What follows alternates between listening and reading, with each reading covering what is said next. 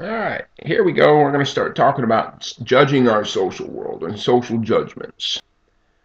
So, what we find, and we mentioned it briefly, but when our thought, all of our thought, cognitive processes, all of our thought processes are on a conscious track and an unconscious track, especially when it comes to decision making.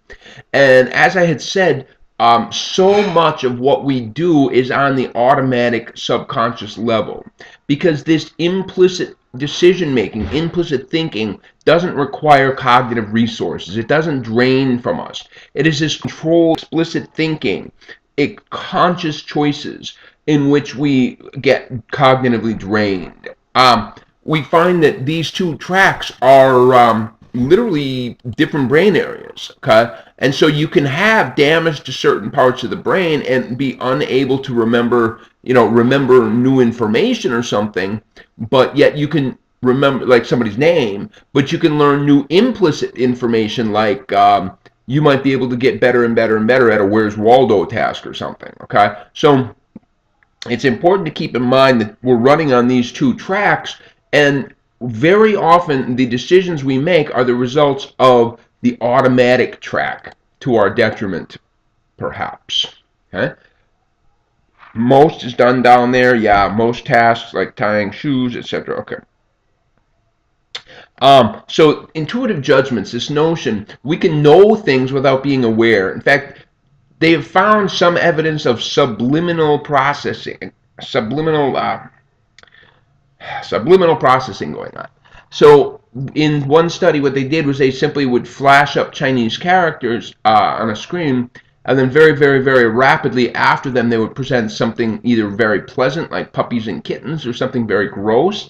And but you wouldn't be able to see the puppies and kittens or maybe the gross thing.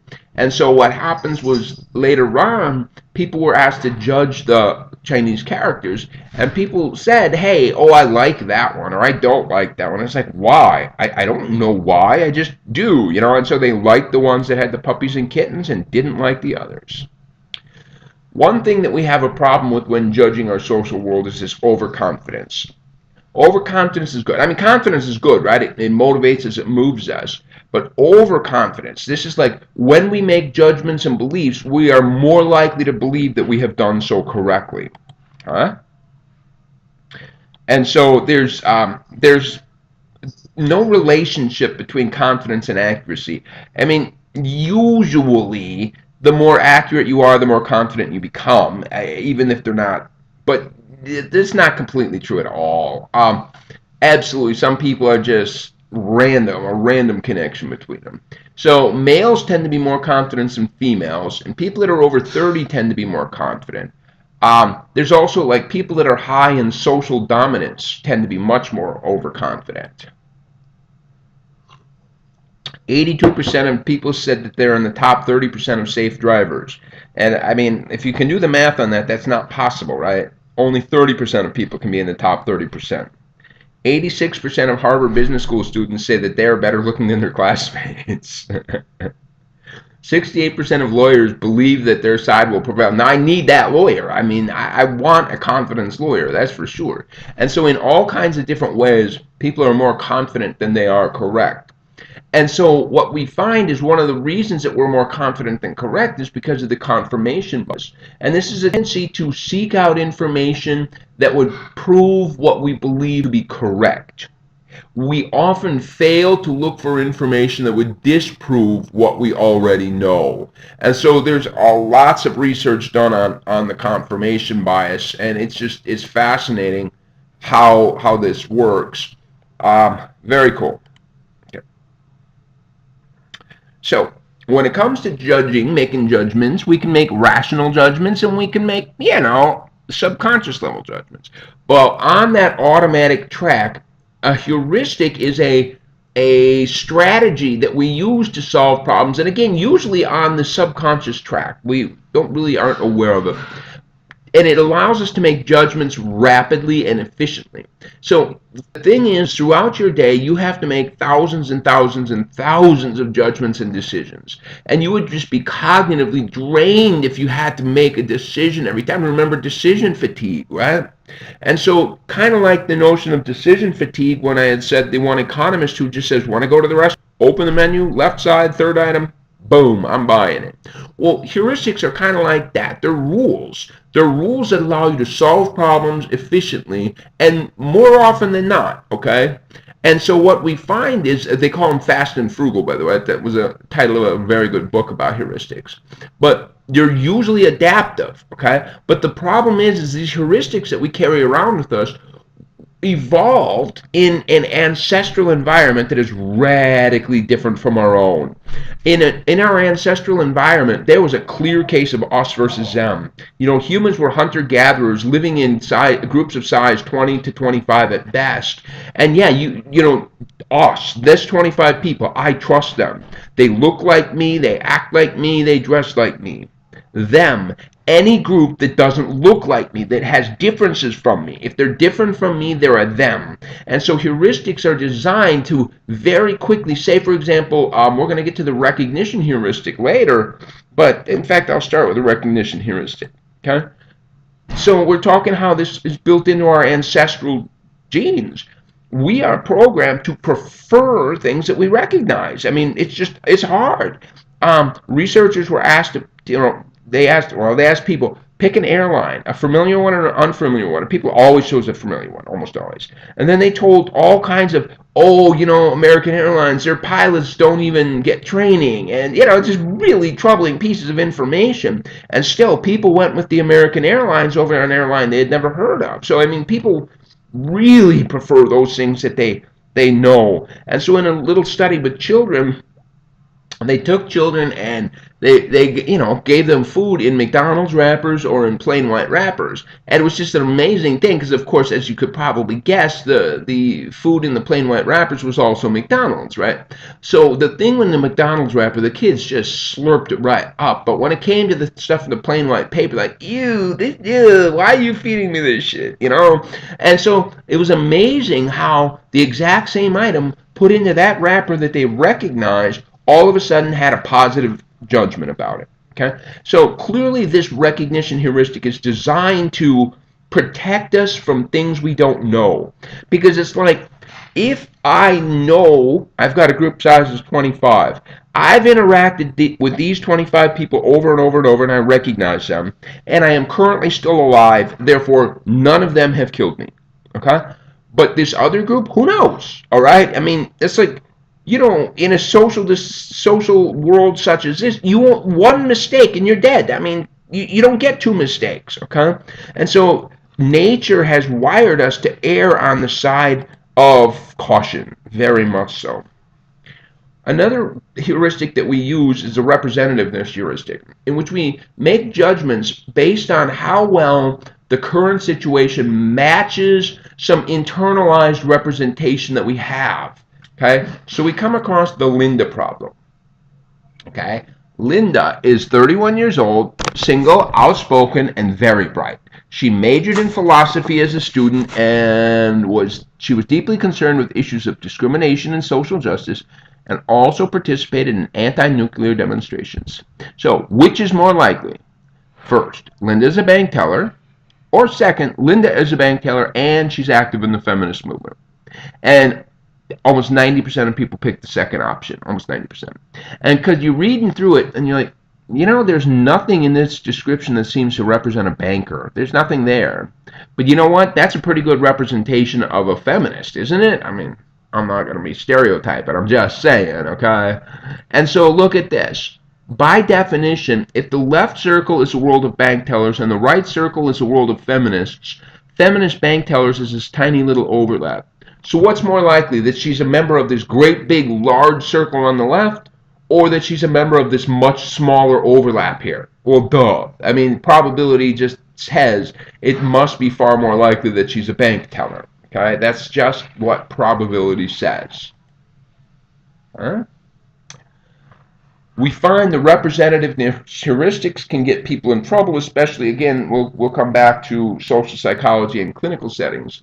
But we find that, the accuracy that, because what happens is physicians or counselors are taking a patient, listening to the symptoms, and basically saying, how well does this represent this diagnosis? I mean, I'm kind of turning the idea on its head, but that's the idea. How well is it diagnosed?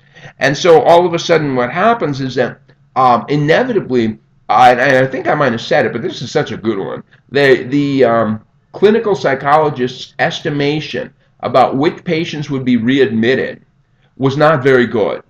But simply measuring the thickness of the patient's medical file and using that to predict readmission was better. So it's pretty cool how that works. The availability heuristic is to estimate the likelihood of events based on their availability in memory. Okay, and so this again makes a lot of sense in the ancestral environment. Okay, so I see an event, I turn inside of my brain and think, how many memories do I have of a thing similar to this? And then use that simple measurement as my estimation of how common or frequent the thing I'm seeing is. And so it made a lot of sense in a world where the only way you get information is live, right? Now that we've entered the media age, we find that, say for example, the media will play, if I don't know if any of you are old enough to remember Elizabeth Smart, but this girl was kidnapped from her bedroom. It turned weird later because she was part of she got indoctrinated into a cult almost. But anyway, what happened was there was coverage of this on the news over and over and over and over and over and over and over. And so now people, when they said, okay, what is the frequency, commonness of kidnappings, and they look inside of their head and they have strong, vivid memories of kidnappings. And so, just like they should, based on their ancestral environment, people say, I think kidnappings are much more common, very common thing. And it's like, no, they're not. They're just, you have strong memories because the media has put it in there, not because it's really happened. Okay? So, yeah, fast and frugal, that's a good word. All right. Illusory correlations are interesting. Perceptions of a relationship where none exists, or perceiving a relationship that's stronger. People like to look for patterns even when there is no pattern to be found. Okay, and this just reminds me of a classic study done by B.F. Skinner, the superstition experiment. So what happens was that these pigeons were put into a Skinner box, and they were fed, they were reinforced something like every 15 seconds. There was nothing the pigeons could do to change it. It was just every 15 seconds, every 15 seconds. But every pigeon developed some type of superstitious behavior, okay? They saw that, and what happened was each pigeon was different. But, I mean, these pigeons were like, whatever they were doing at the moment that the food came out, they're like, maybe that's what caused the food to come out. And so they start to try to repeat that behavior.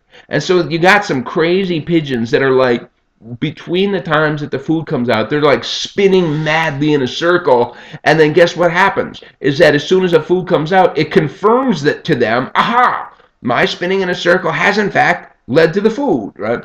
So illusory correlations are a little bit different. I just triggered that memory in me. But this notion that there's stronger relationships when they are illusion of control. Yeah, this one is powerful. Look at this.